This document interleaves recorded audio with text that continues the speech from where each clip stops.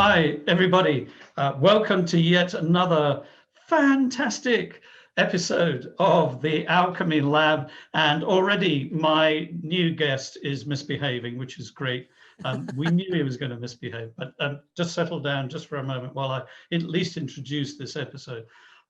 This is the Alchemy Lab by me, Colm Holland. I'm the author of this book, The Secret of the Alchemist, by this guy, Colm Holland, that's me.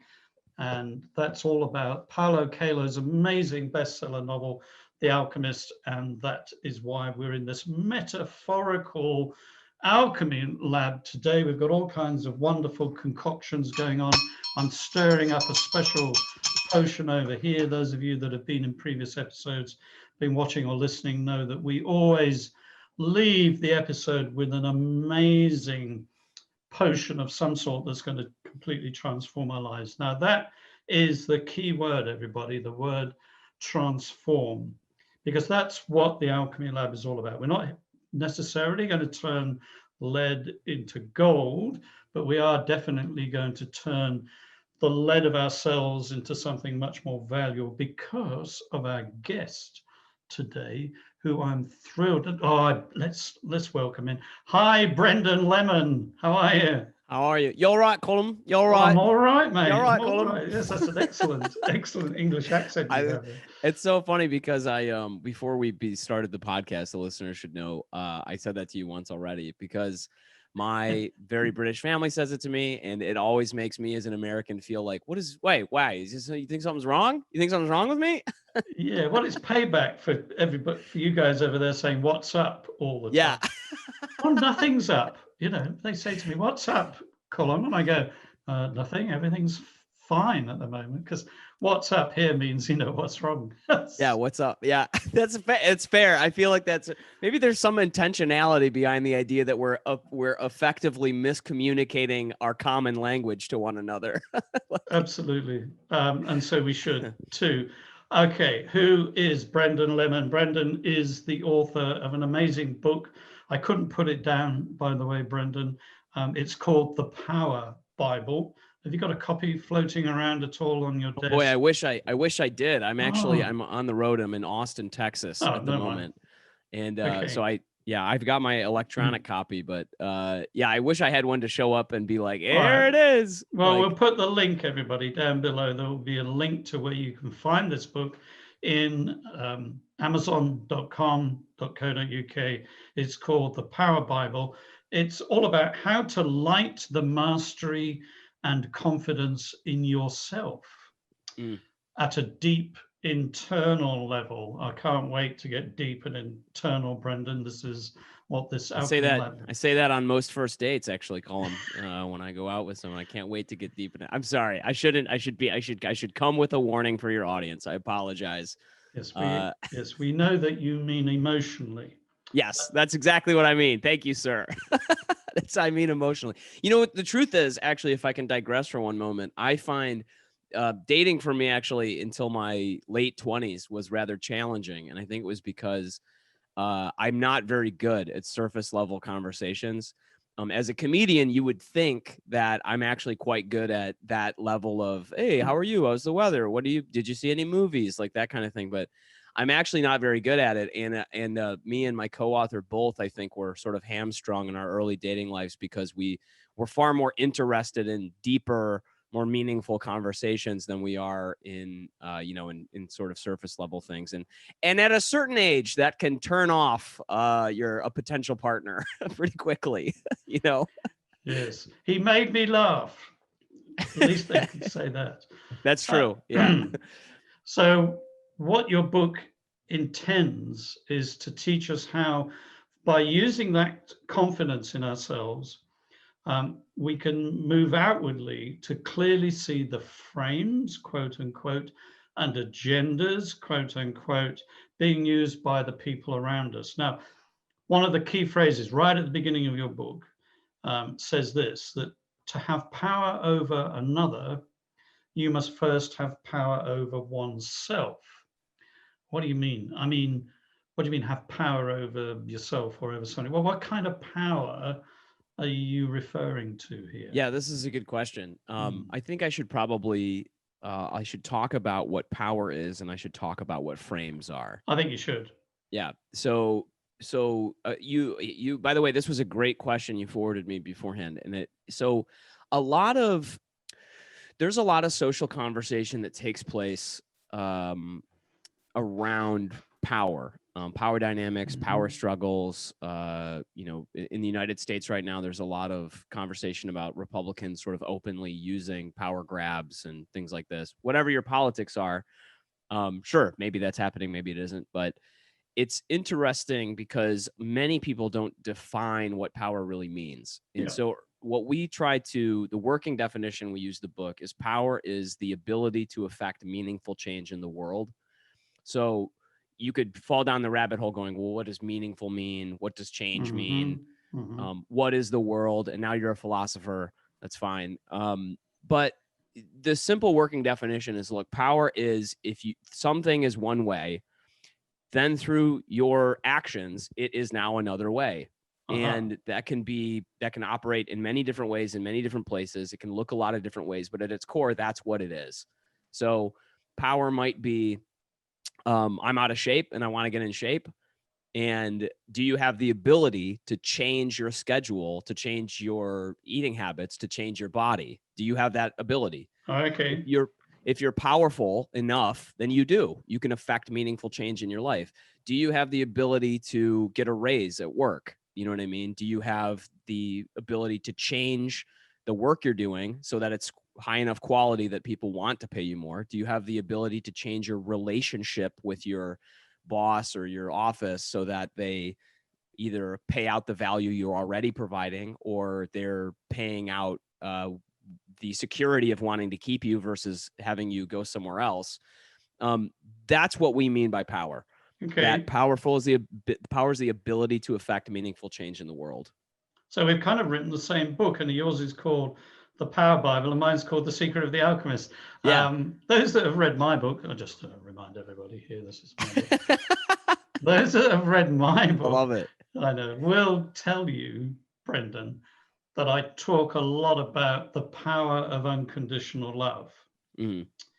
And you're doing your book a disservice, if I may say so, if you pardon me. All right. Yeah, so far, we need to go deeper, I think, into your book, because you do spend at least the first half of the book looking quite intensely at our own scripts and our own understandings of who we are and our own value and the power that we have in the controlling of our own lives before you even begin. And it's not until the second half of your book, in fact, that you really venture forth and say, okay, now we've learned that.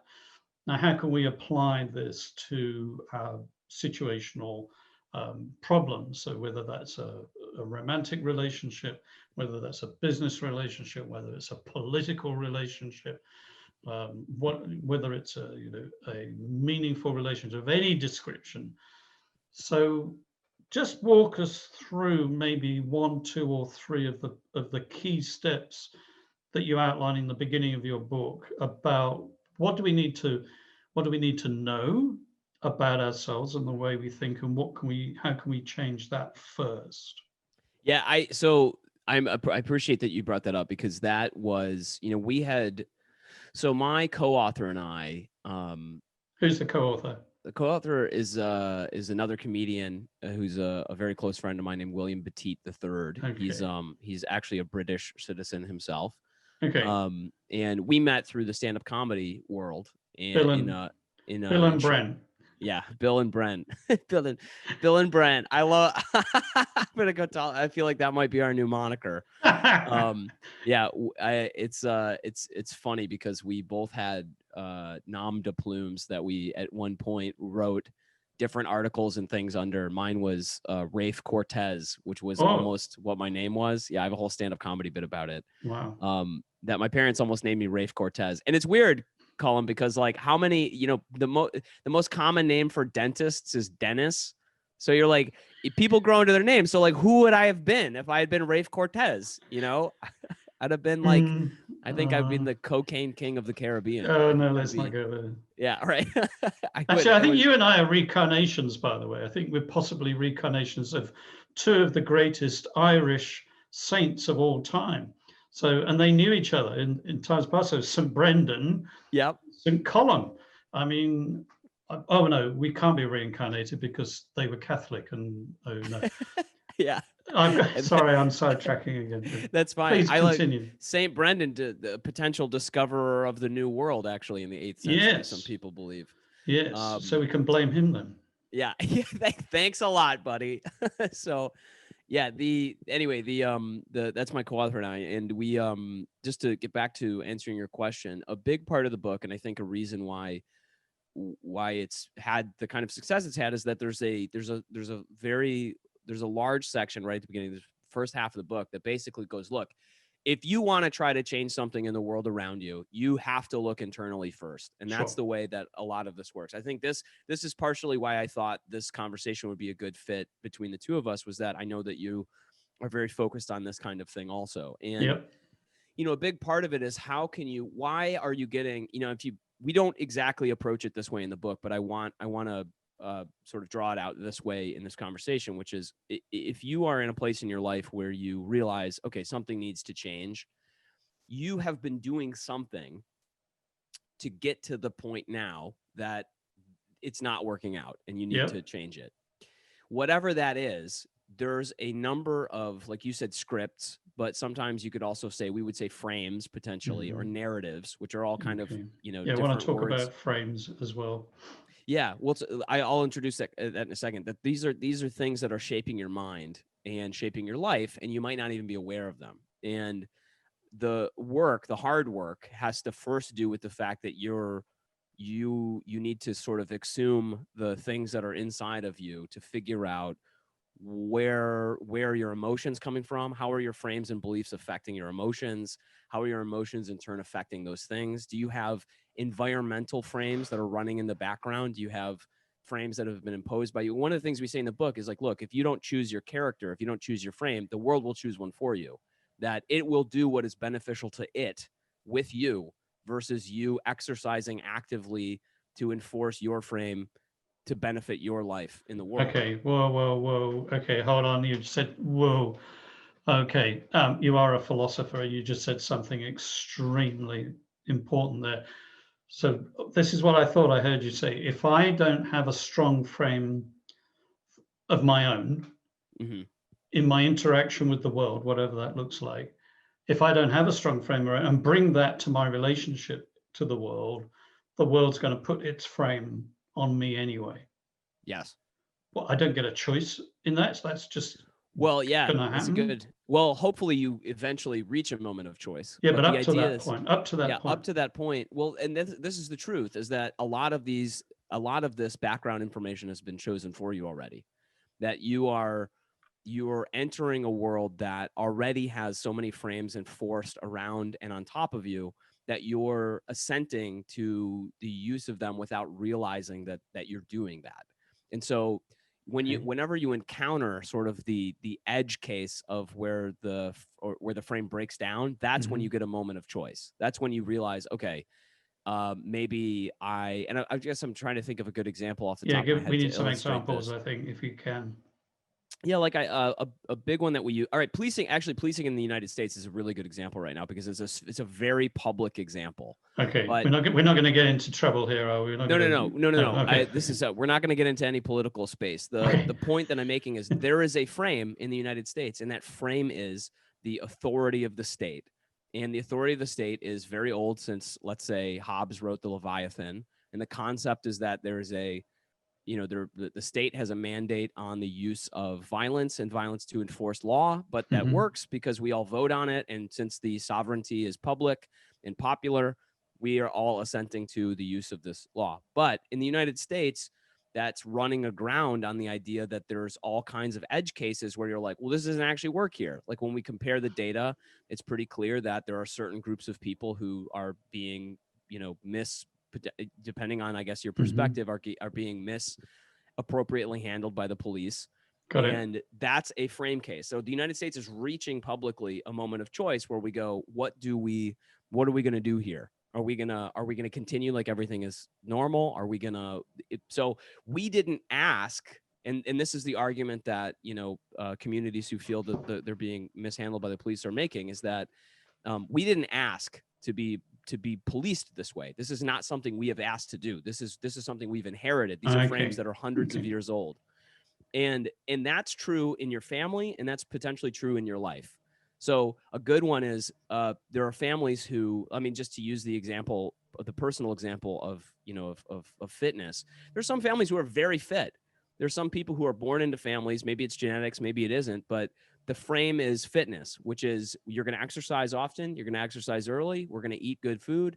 That's what's going to happen. And there are other families that just is not the case. I was born into a family that didn't really have any frame around this at all. My dad exercised sometimes. He ate chocolate cake sometimes. So there was just nothing there. But that I didn't ask to be born into a family that had either choice. You know what I mean? Okay. If I had chosen, I probably would have chosen the really fit family. And then I wouldn't have to think about it.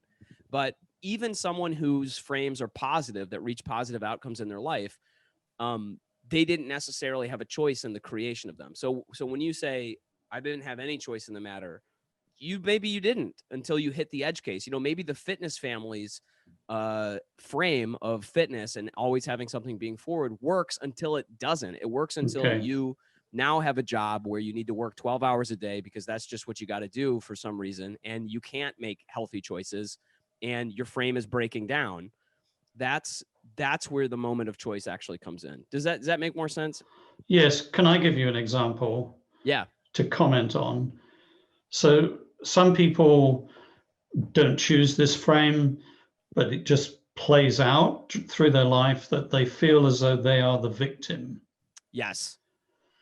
They were the victim of the way they were parented. Yep. Number one, they were the victim of some kind of abuse. Number two, compounded on the first, they were the victim of peer group abuse or bullying. Three layers already, here of victimization. And then when they get into the world and into the job scene, they feel they're being picked on by their boss. They're indiscriminately being punished for stuff that they actually haven't, just to make the boss feel better or whatever. Yep. Where does that frame come from? I mean, you're a student, you know all about Carl Jung, Professor Carl Jung. You understand about archetypes. I talk a lot in my book about archetypes, and he would say that as well as the nurtured frames that we inherit and the environmental frames that we inherit that dictate to us, how we see ourselves, there are also nature-driven frames, and he calls those archetypes. We are literally just born with certain frames. So, hey man, we're really up against it. I mean, oh my goodness, is there any hope for us as the human species? The Power Bible seems to think that there is. So what? Yeah, I love. How are we going to break free of these frames? Yeah, Colm, this is such a good question.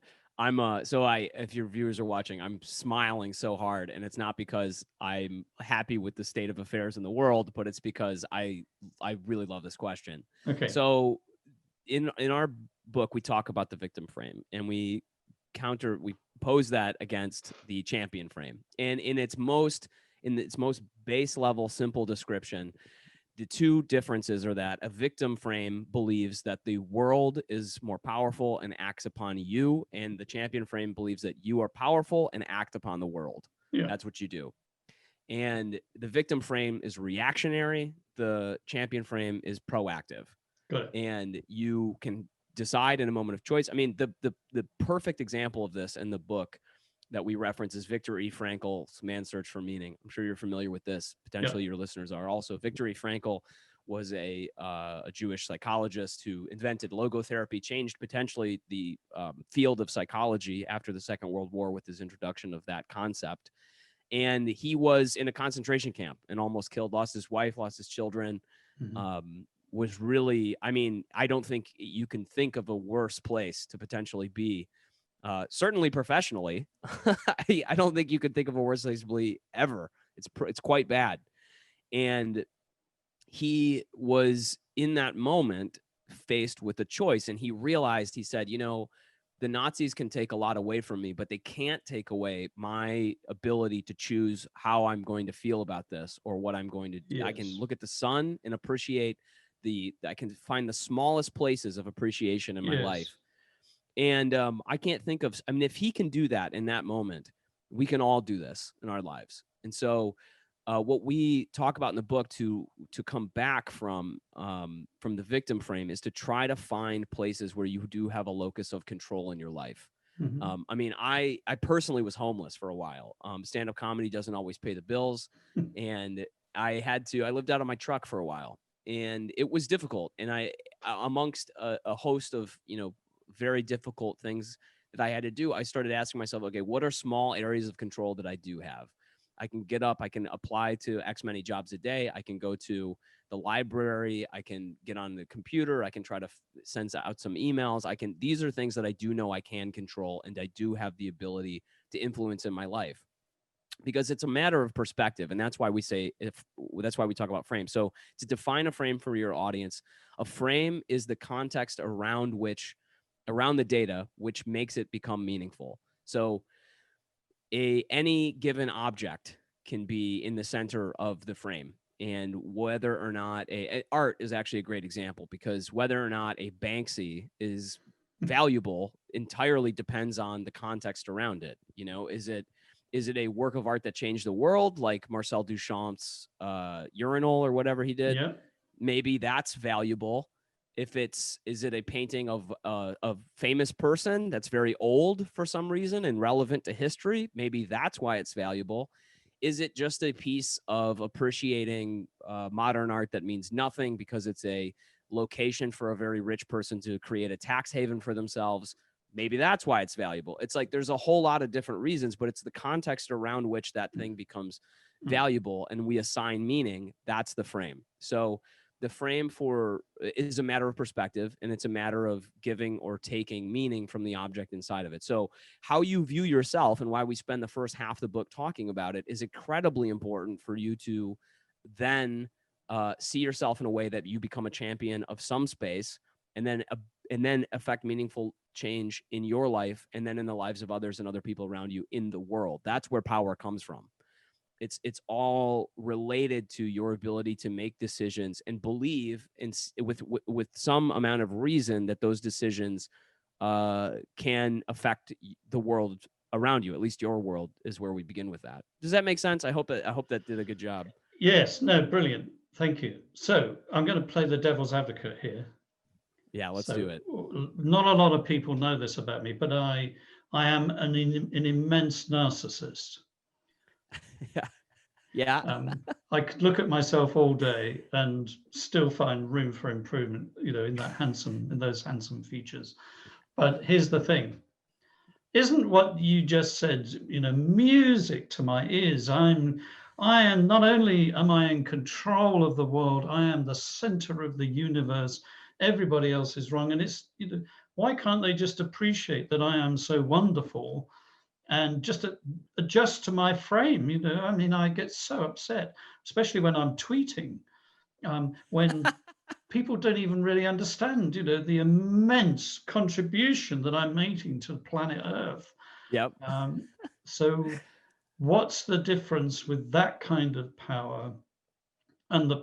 So once I've got a frame, and once I can realize the usefulness of that frame, and I can use that frame in my relationships with the world, who puts the limits on the power?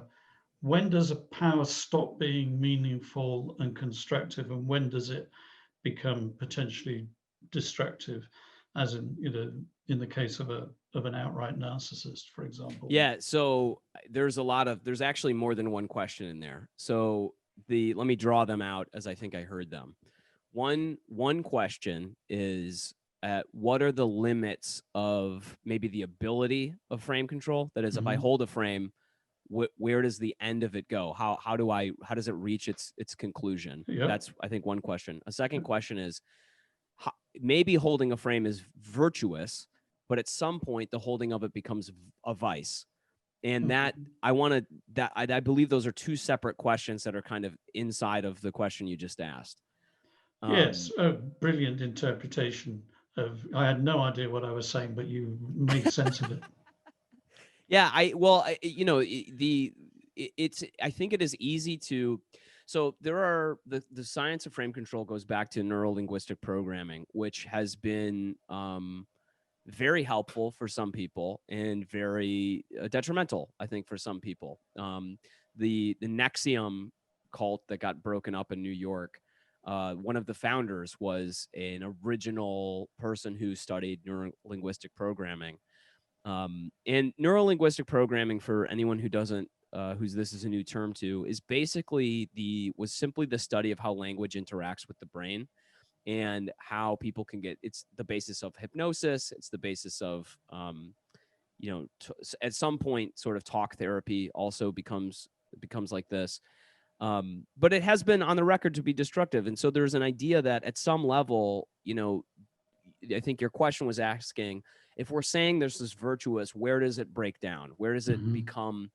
Where does it become bad? And in order to answer the first question, which is at what point does the frame's interaction with the world destroy the frame, we call that reality. That is reality. That is which persists outside of my belief or interaction with it. That's how we define it in the book. So a destructive place that this goes, actually, another example is with the police. It doesn't matter how much I think I wasn't speeding. It doesn't matter how hard I hold that frame on the side of, on the side of, when I get pulled over by the police on the side of the road, they're going to write me a ticket. That's the authority. All of the frames publicly go for that guy and the badge. And in that moment, it is completely ridiculous for me to hold that frame. And unfortunately, and part of the conversation in the United States around policing right now is that there are a lot of people who want to push back against that. They go, look, I didn't do anything wrong. Don't write me a ticket. Well, if you say that to a police officer, he's gonna write you a ticket, and then he's probably gonna arrest you if you refuse to take the ticket. And if you persist long enough in your frame, which is you refuse to take the ticket, maybe you don't pay it, maybe you refuse to get arrested, he's going to arrest you. You're going to go to jail. That's what the state has decided. The frames of people collectively have decided that's how we're going to handle the situation. Rightly or wrongly, that's reality. The reality is a police officer will call other police officers to come and deal with you if he or she needs, additional information. That's reality. Doesn't matter how much I believe I'm going to land on the ground safely if I jump out of an airplane without a parachute. Reality is going to teach me differently. So obviously there are limits to this. That's just how we define it. But in the answer to the first question is, where does holding that frame begin to break down and become a vice? We talk about frame addiction a lot at the end of the book, which is that you can become excited at the possibility of constantly controlling a situation, or there is a toxicity in an intoxicating quality to the use of power. That is, I want to feel powerful all the time, and that can be enforced in interpersonal relationships. It can be enforced at work. There's a kind of identification with the ego. And in our point in the book, just to be clear with this, I can see you want to respond. I'll give it over in a second. But our point in the book isn't necessarily to talk about how the identification with power egotistically could injure someone's personality or person or them in their life. More so, our discussion of power in the book is, look, if you want to do something positive, you need to become a powerful person. End of story. And if you then begin to identify with this too strongly and you take it, lapse it into a negative, into vice with this, that's bad. And we talk about why and how to watch out for that in the book, things that can happen in your life and bad results that can come about it. But we're not talking about psychologically sort of how that happens or diving deeply into that part of your life. But I mean, the short end of the vice that can happen when you begin to identify yourself with the use of power is honestly just a abandonment of all love and meaning in your life. Or people won't want to be around you. People won't want to work for you. People will, I mean, that's just what can happen. People do not like being around others who don't share a frame with them. So you really become toxic at that point is a good way. Yeah. Yeah, and I think that, you know, one of the things we thought a lot about when we were writing the book was why isn't there more of a public discussion of power? Why has the concept of power become so it's almost like the third rail of like of social conversations? Mm-hmm. You know, people want to be powerful themselves. They're also afraid of taking it because there's a vulnerability that can occur with the Yes. taking of power. Yes. You know, people who are attempting to, you know, one of the things we talk about in the book is that and actually this is true in The Alchemist also. I'm sure it hasn't escaped your eye on this either, is that when you are when you're engaging with your life to go, you know what, I'm no longer going to be a victim, for example, I'm no longer going to accept a victim frame. I'm going to change and I'm going to focus on becoming a champion and affecting meaningful change in my life. The first thing that will happen is that you will encounter new problems. You will encounter new and more difficult problems and potentially enemies. Yes. Because you're inviting, it's almost like the universe sees and recognizes this. But the truth is that when you begin to try to enforce a frame outwards, you're pushing back against the entire number of frames that got you into the position that you're no longer happy about in the first place. Yes. So when you attempt to push back at them, those forces are going to try to, no, you go right back into where we wanted you. Yeah, go back into that box. Yeah, that's where we wanted you. Yes. And that becomes the barrier for a lot of people. Yes. You know, and that's why, you know, Bill even says this in the book, is that, you know, there is a relief at being a victim. There's a relief at being like a slave, even to the frames that are around you. You don't have to deal with certain problems if you just lay over and accept the way the world is going to want to use you. Yeah. And when we bring that power to the world and the universe goes, hang on a minute, wait a minute, we thought that you were going to deal with the world using this frame. Now you're going to deal with the world using this frame. You're going to make the universe do some work. Oh, yeah. So, okay, so now he doesn't want to be a victim. All right, well, let's think about this. So we're going to have to move this here and that there, and this person is in relationship with that, you know. So there's all this movement goes around, and yes, it can feel like you've just entered on a course to catastrophe. When it's not a course to catastrophe, it's a course to change. And the change will be for the better if it's going to come from a motive. We should sort of maybe end on the concept of motive before I'm going to go ask my next question. And that is that one of the things I talk about, because I talk a lot about being able to change the universe in my book, The Secret of the Alchemist, to the point where, you know, I do even, in fact, work with people's unconscious and enable them to make really major shifts in their frame so that they even forget they even had that frame, whether that's a form of subconscious hypnosis or what. But then they re-emerge from the work, not even seeing the world in the same way as they did before. So they reinvent frames because the old ones, they've even forgotten what they were, which is, you know, that's something. I mean, we're not going to get too down that road. We've got a limited amount of time before people start falling asleep and yawning and going, "Oh my goodness, what are these guys? What are these guys talking about? What are they? No, I've forgotten what they were even talking about. I tuned into this to figure out how to use frame to get a raise." So, tell us a joke. Go on, tell us a joke. Brendon, you're a stand-up comedian. I know. I'll tell you my favorite joke right now. Okay, tell us your favorite joke. This is not my joke, but it's my favorite one at the moment. It's my friend Lance Richardson's joke. He's a comedian here in the States. And he goes, you know, maybe you'll find this funny, maybe you won't. But he goes, you know, everybody really likes Bernie Sanders. You know, everybody really likes him. Do they? Yeah, people in the United States go crazy for him, except I don't know. He's not for me. And I guess it's because Bernie Sanders is a socialist, but I'm more of an introvert. I love that joke so much. Yes, that's got layers to it, has it not? I really enjoy. I just love saying that joke. And part of the reason I love it is because everybody thinks it's going to be political, and it's not. Okay, thanks for the joke. That was great. So I want you to be thinking just for a minute. I've got this potion concocting. You can hear I'm stirring it over here in the lab. And in honor of you as my guest today, Brendon, I'm going to call this the power potion. So just giving you a bit of warning here. But before we do that, I actually want to ask you something quite personal. So let's forget the book for a moment. Was there a point in your own personal experience, your journey, your hero's journey across the desert of your life, when there was something that happened that has led you to want to talk about these insights in your life that you talk about in the book?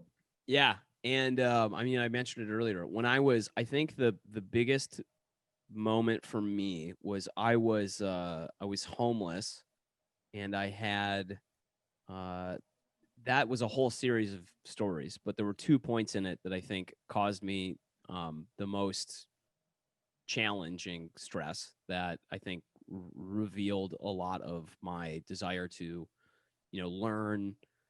I mean, this book in many ways is just a book that Bill and I wish that we had when we were, going through a lot of this difficulty Going in through our the own dark lives. night of the soul, perhaps? Yeah, I mean, Bill himself was a drug addict and had to work through that. I was homeless, and in a weird way, I wish that I had been a drug addict, because that's like a more direct, like I could point to it and be like, "That's what screwed my life No, up." you But don't. like, No, yeah, you I know, don't. right? I'm No, glad. no, I know. I'm glad I not. no, no. But it was mine was kind of a more mine was more of a I had a weak, what Jung might call a weak king archetype. I had a king who was just like, whatever. I'm just going to let the world do whatever it wants. It's easier for me to abdicate authority than it is to exercise authority. Mm-hmm. And that's what led me to that position. The first was I was homeless in Boulder, Colorado, and didn't really have anywhere to go. And my parents, who lived back in Traverse City, Michigan, which is, I should plug this guy. Yeah, If I you was ever going to get a say, there you chance, go. Look, Traverse City. yeah, if you ever get a chance to try some Traverse City whiskey, it's about the best. You haven't got shares in that company by any chance? No, I wish I did. That would be great. They have amazing cherry whiskey, but you can make a great Manhattan. But the my dad called me one day, and I was like, "Look, I don't know what to do." And he was like, "Look, why don't you just come back to Michigan and just we have we got a guest bedroom. You can just stay here." I'm I'm like 29 years old at the time. So I was an adult, and I felt a lot of shame going back to my parents' house and moving in. And I stayed there for about 10 months actually. And I didn't really, and there was, by the way, at the time, there was not a lot of opportunity in terms of like jobs that I could work in that town. And so I was very hand to mouth, and it was scraping by. The moment I had in the early part of the story was I got in my truck and started driving back to Michigan. And I attempted to drive back once, and I stopped and drove back into Boulder, Colorado. I ended up sleeping on a friend's couch that night and thought, I just can't do this anymore. Like, I can't, how am I supposed to, I don't know what I'm supposed to do. I have no idea. I have no sense of what I'm supposed to do in the world. And the next morning got back and drove and had a total, like just a very, like an anxiety breakdown in Nebraska at at a truck stop. And I'm just sitting in my car, just crying. And I'm like, what am I I don't know what I'm doing with my life. I don't know where any of this is going, because you can't answer these big questions if you don't have some of these smaller points of your life figured out. Like, where am I going to sleep tonight? You can't think to yourself. I mean, unless you really, truly, deeply have a purpose and you know that, and you're like, the details are incidental, I'll figure them out. If you don't have the details of like, where am I going to eat lunch or how am I going to sleep tonight, it's very difficult to answer these big existential questions. So I ended up I just accepted. I was like, well, there's a lot of shame here, but I just got to accept it and move on. And I realized those were frames that I had accepted that I did not assent to. I didn't choose to feel that way. Mm-hmm. I was, in essence, I was choosing to feel that way, but I didn't. If someone had removed me from the situation and said, why is this bothering you? Or here's why this is bothering you. It's because you've accepted that this is regressive. You have to leave Michigan. If you didn't do it, that would be a failure. All of that stuff. I don't know at what point in my life I had accepted that, but that's what one of it was. And the second was I was, basically kind of floating at my parents' house in Michigan for about 10 months. I'm, 29 years old. And I ran 103-degree fever. It was a blizzard. It was 12 days long. I'm really not joking. I didn't leave the house for like 12 days. I mean, it was rough. And it was basically deep frying tortilla strips in a frying pan and throwing sugar and like cinnamon on them because I had nothing to eat. And the heat in the house didn't work. It was a 150-year-old house my parents had just bought that I was watching for the winter time because that was going to be the retirement house. And I got sick. I had 103-degree fever. And I remember thinking, I'm either going to die here. I'm either going to, this becomes the rest of my life. I'm either dead. Like I might physically die, but I will just never move on from this space, or I'm going to have to choose to move on from this space right now. And I don't know what that's going to look like, but I'm just accepting that I can't do this anymore. I can't not have a plan. I can't not have a sense of self. I can't not have, I don't know what I'm going to do, but I'm just going to go ahead and start doing something to move on from here. And that's when I think I started journaling every day, started writing down my goals every day. And a lot of them would change, but I would write different ones down at different times. And I wouldn't know how I would even get them, but I was like, I just need to stay focused on something. Mm-hmm. And eventually got a job doing sales in Chicago, Illinois. And became the most successful salesperson on the team because I learned that a lot of lessons from comedy translate into sales. Yeah. I still do comedy. I've done it, since I was 16 years old. I've done it for almost 20 years. Mm-hmm. And I do more of it now, than I did at that time. And it's been enabled through, I think that what I was refusing is I had a kind of pride in, I don't want to compromise any of my time or anything I want in order to take a job I don't necessarily want, or to be a kind of person I didn't decide I wanted to be immediately.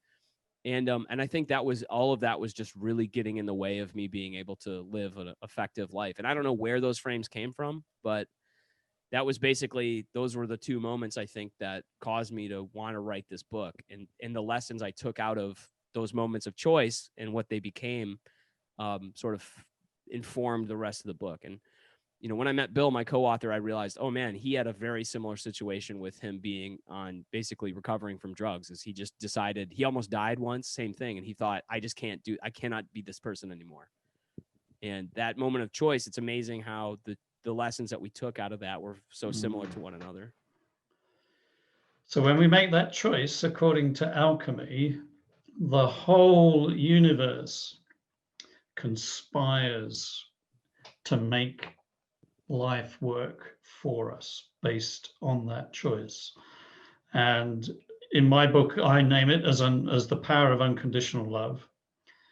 And I've already got that in my concoction here today, Brendon. So this has already got unconditional love. Unconditional love, just because it's me. So tasty. So that's already got it going in there. What else am I going to put in my potion if I'm going to follow your book? I would say the second one is self-acceptance. Unconditional love for ourselves, then, in fact. Yeah. And an understanding of how you are. Everybody's wood cuts a little differently.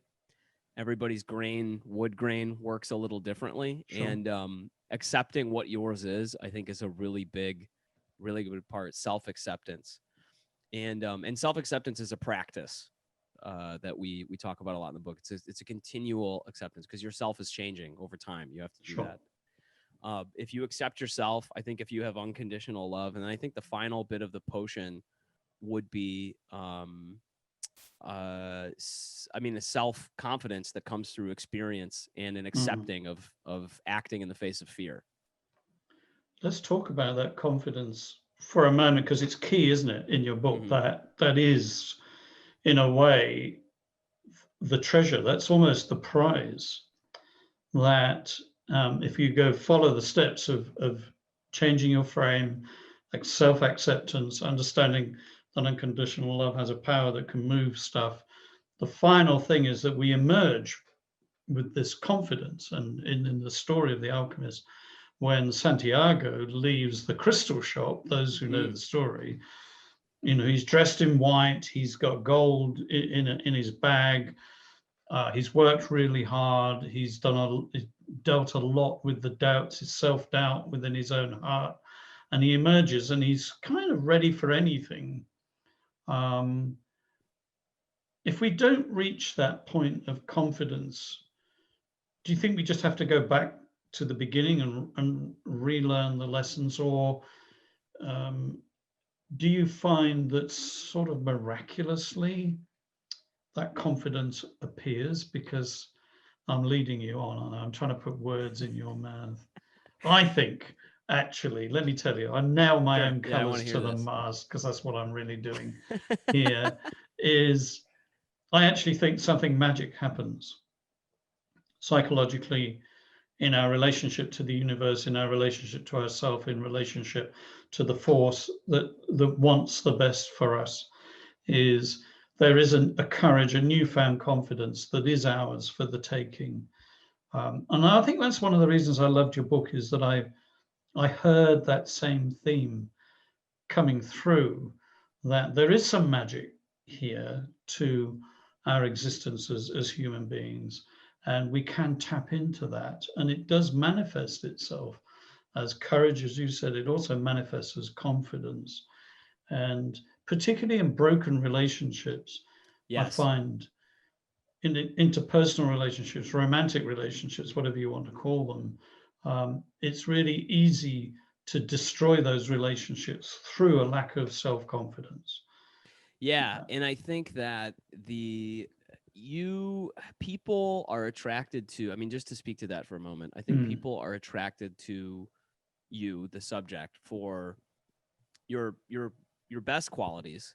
And I think that hopefully they love you also through your worst qualities. And I think that the confidence of staying sold on yourself by saying my best qualities are worth dealing with my worst qualities. What is that quote from Marilyn Monroe? If you can't, every drunk girl says this at a party, if you can't handle me at my worst, you don't deserve me at my best. Like that's just, hopefully none of you and listening have heard that very much from if you are hanging out at too many sorority parties maybe. But I think that there's some truth to that, in the sense that, look, you as the subject have to stay sold on your on yourself. You know what I mean? That, look, I'm worth something. That's a statement. That is a frame, and it's a statement of belief.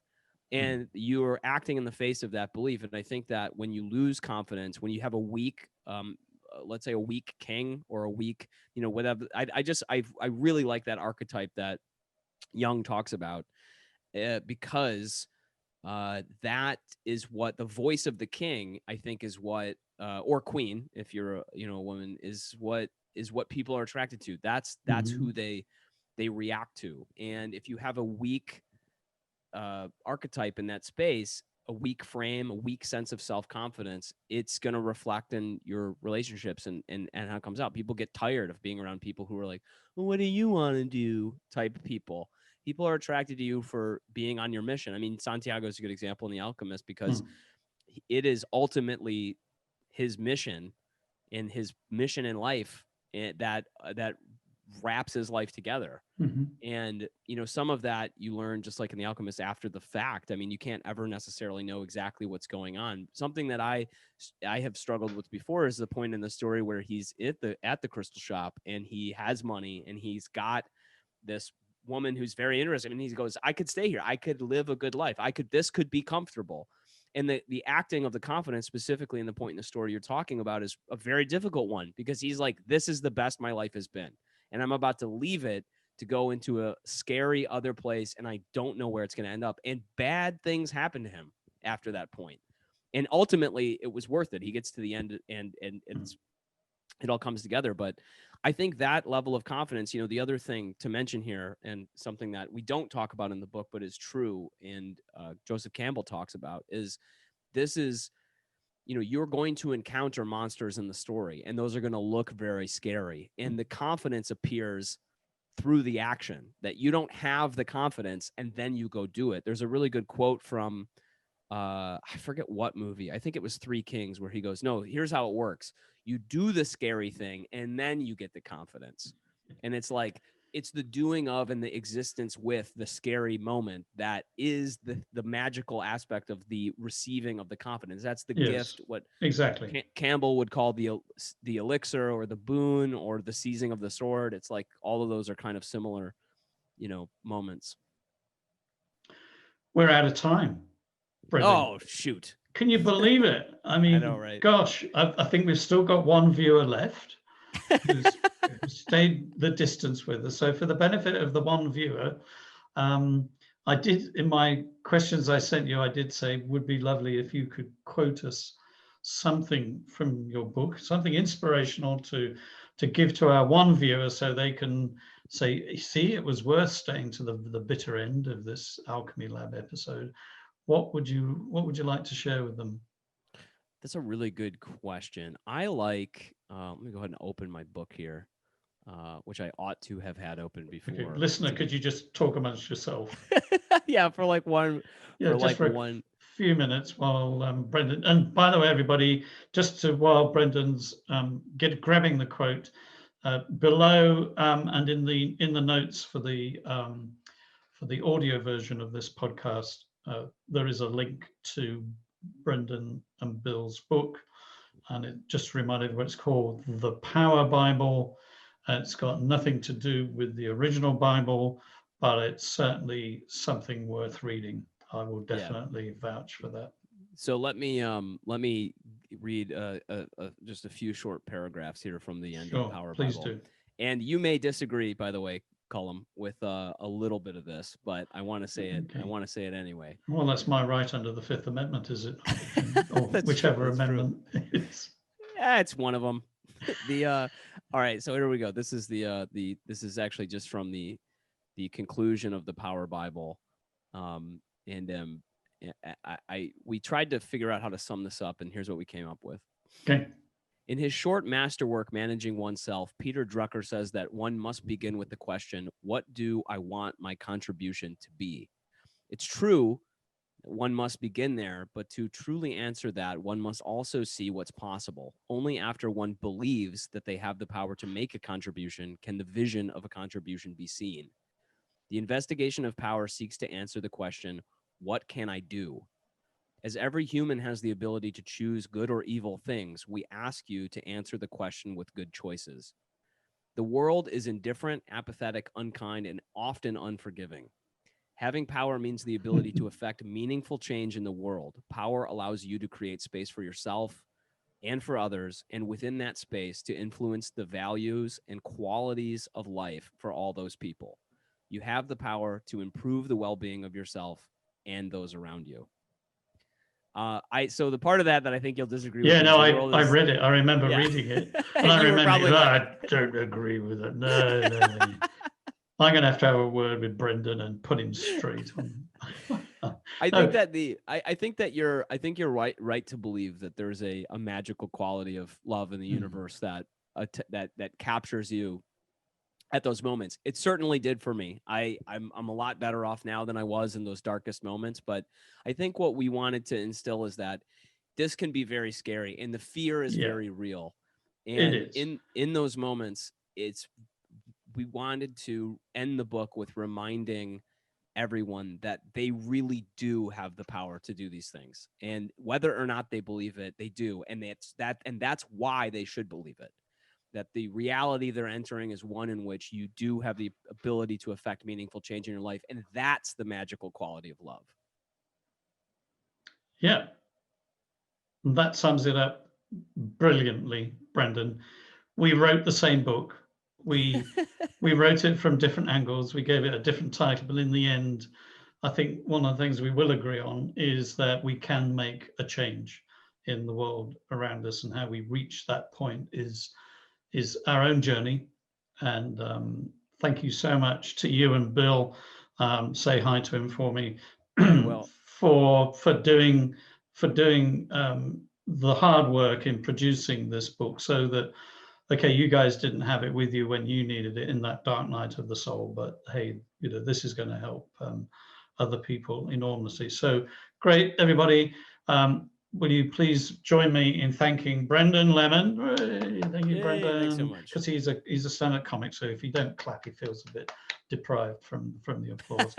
That's so true, though. So he's getting, I know. I've been getting lots of virtual applause from the audience. Thanks, Brendon. Thanks for taking the time out today, and every blessing in all of your ongoing work and life. Thank Thanks you. I've very much appreciated this. And cheers, Colm. Cheers, mate. Yeah. Okay. Yes. Take care.